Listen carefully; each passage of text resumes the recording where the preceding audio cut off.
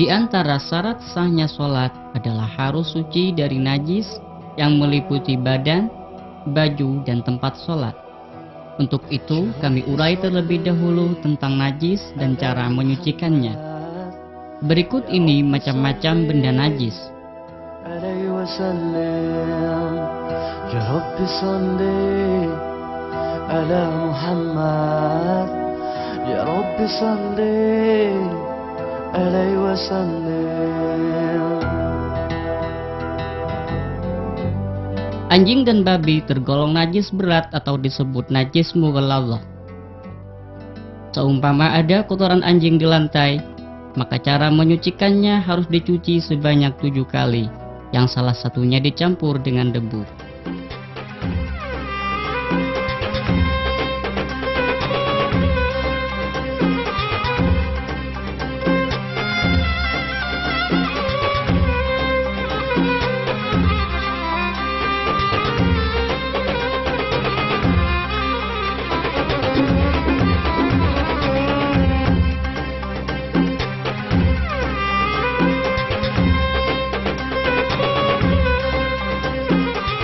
Untuk najis selain anjing dan babi, jika kelihatan mata, maka cara menyucikannya adalah dengan membuang benda najisnya.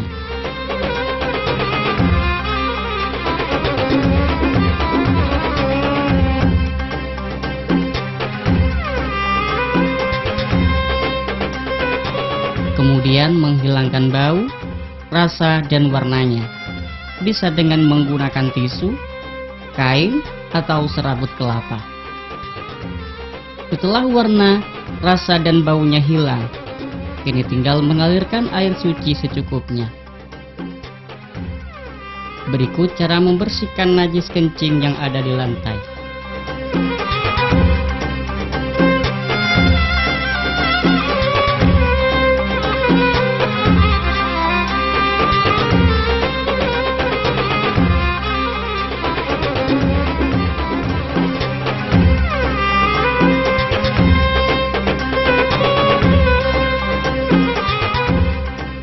Seumpama najis tersebut terdapat di pakaian, sedang kita tidak ingin mencucinya, maka bisa dengan membersihkan bagian yang terkena najis saja, sampai benda dan sifat-sifat najisnya hilang. Akan tetapi, jika najisnya tidak kelihatan mata dan sifat-sifatnya sudah hilang, maka cara membersihkannya cukup mengalirkan air pada bagian yang terkena najis. Pemirsa yang budiman, selain suci dari najis, untuk mengerjakan sholat, kita harus suci dari bentuk hadas. Allah berfirman dalam Al-Quran yang berbunyi, Ya ayyuhalladzina amanu, idza qumtum ila sholati, faghsilu wujuhakum wa aydiyakum ilal marafiq, wamsahu biru'usikum wa arjulikum ilal ka'bain. Wahai orang-orang yang beriman, jika kalian berdiri hendak melakukan sholat, maka basuhlah mukamu dan kedua tanganmu sampai dengan siku. Dan usaplah kepalamu dan basuhlah kedua kakimu sampai kedua mata kakimu. Baiklah pemirsa, mari kita saksikan tata cara berwudu berikut ini.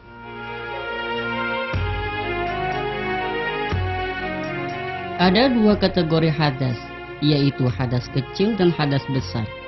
Hadas kecil ini bisa dihilangkan dengan cara berwudu. Untuk tata cara wudu yang baik, berikut kami tampilkan 3 macam wudu yang lazim dilakukan oleh khalayak umum. Pertama, praktek wudu di air pet. Kedua, praktek wudu di sungai.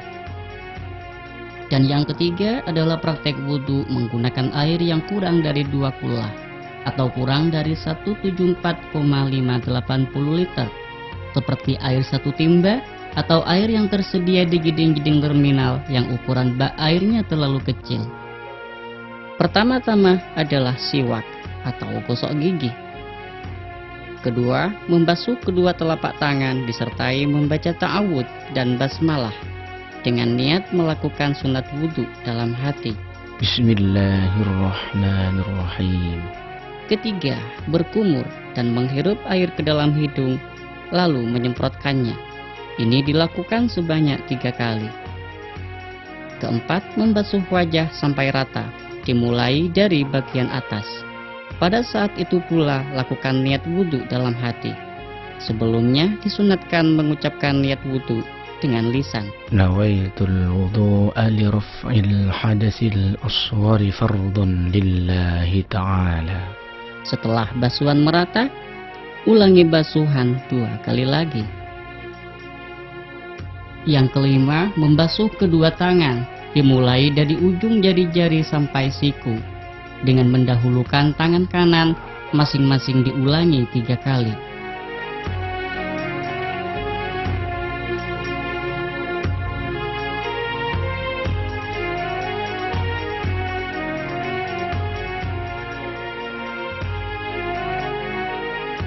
Keenam, mengusap sebagian kepala, paling sedikitnya sehelai rambut, sebanyak 3 kali. Namun yang baik dengan cara mempertemukan jari telunjuk dan ibu jari berada pada pelipis. Lalu mengusapkan jari-jari tangan dari bagian depan sampai belakang kepala dan dikembalikan lagi ke depan. Ketujuh, mengusap kedua telinga sebanyak 3 kali, yaitu dengan memutarkan ujung jari telunjuk pada lipatan telinga bagian dalam hingga lubang telinga. Lalu memutar ibu jari pada luar daun telinga. Boleh kedua telinga diusap secara bersamaan. Ulangi sebanyak 3 kali. Kemudian lakukan istidhar dengan cara menempelkan telapak tangan ke telinga. Kedelapan, membasuh kedua telapak kaki sampai bagian atas mata kaki. Dimulai dari ujung jari-jari kaki kanan sebanyak 3 kali. Setelah membasuh, disunatkan menyelat-nyelati jari-jari kaki dengan jari kelingking tangan kiri, dimulai dari jari kelingking kaki kanan dan diakhiri kelingking kaki kiri.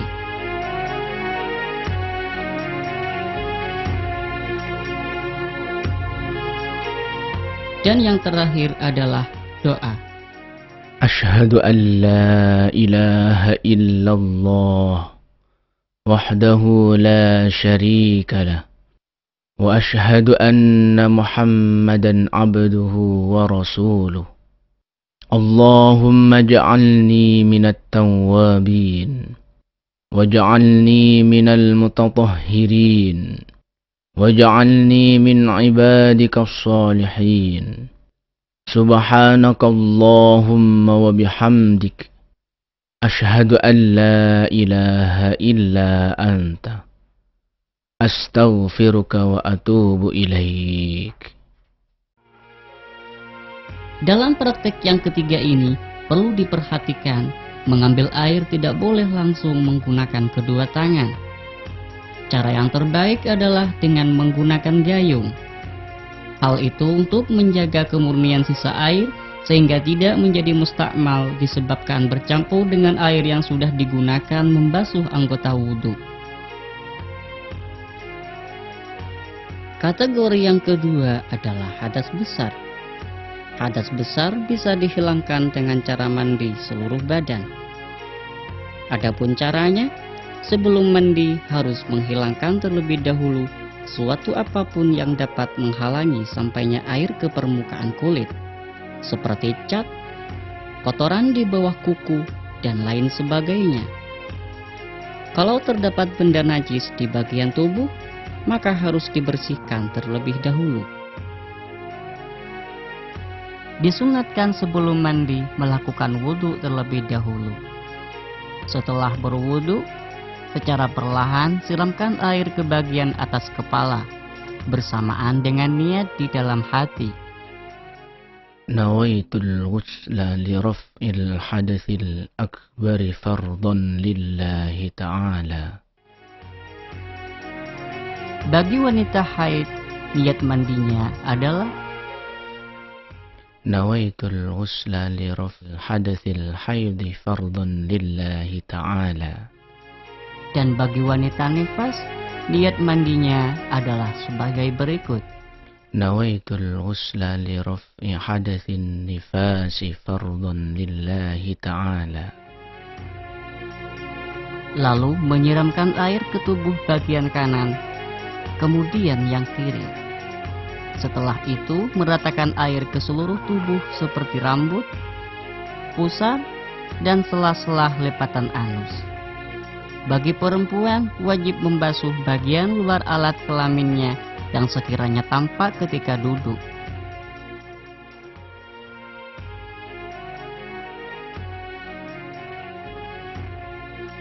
Setelah basuhan merata, ulangi basuhan 2 kali lagi.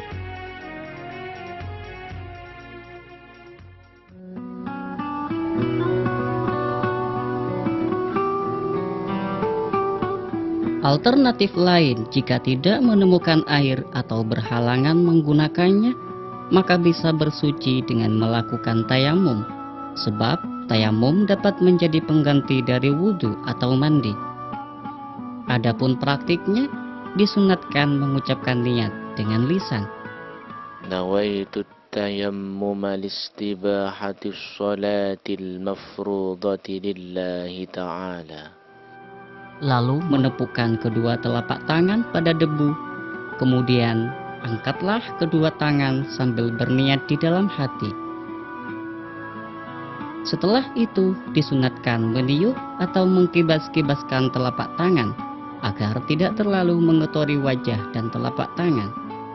Kemudian usapkan pada wajah secara merata dimulai dari bagian atas.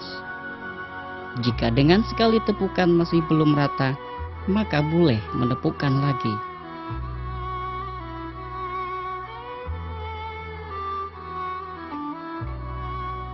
Setelah mengusap wajah, kibaskan terlebih dahulu kedua telapak tangan agar bersih dari sisa-sisa debu yang telah digunakan mengusap wajah.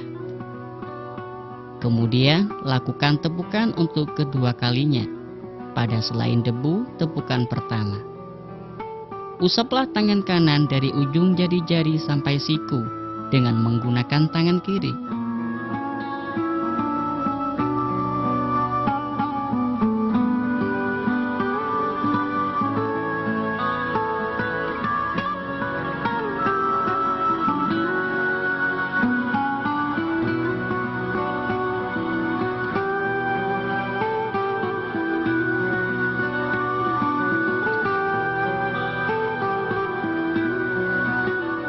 Sedangkan usapan tangan kiri menggunakan tangan kanan juga dari ujung-ujung jari sampai siku.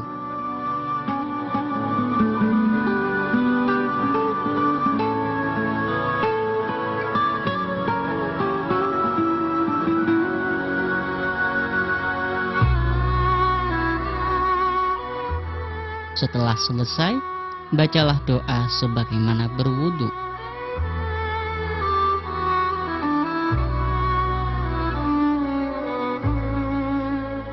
Jika terdapat perban pada bagian anggota wudhu yang terluka, maka tayamum bisa menjadi penyempurna dari wudhu.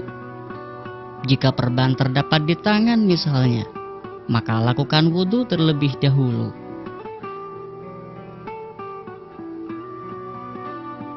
Ketika sampai pada bagian anggota tubuh yang terluka, usaplah perban dengan tangan yang sudah dibasahi.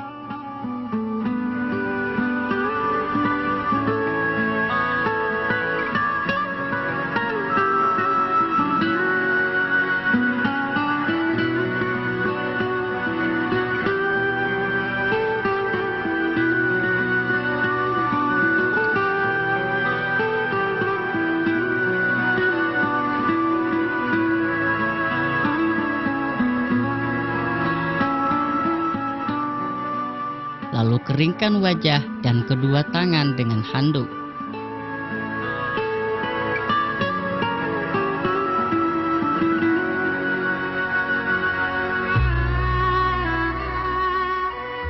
Kemudian lakukan tayamum dengan sempurna.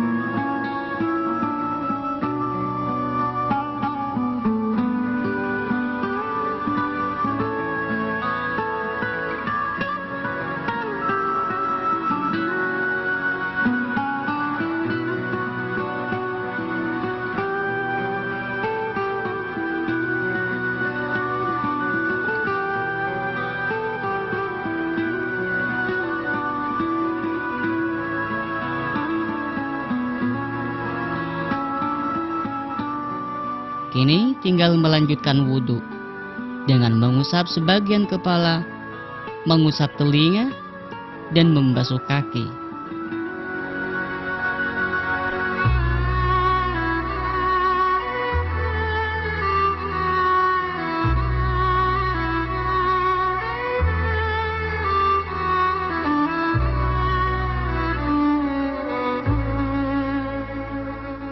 Jika yang diperban pada bagian kaki, setelah tiba waktu membasuh kaki atau setelah mengusap kedua telinga, lakukanlah tayamum. Setelah mengusap perban dengan air, ratakan air dengan membasuh kaki yang sehat. Begitu juga di sela-sela pinggir perban.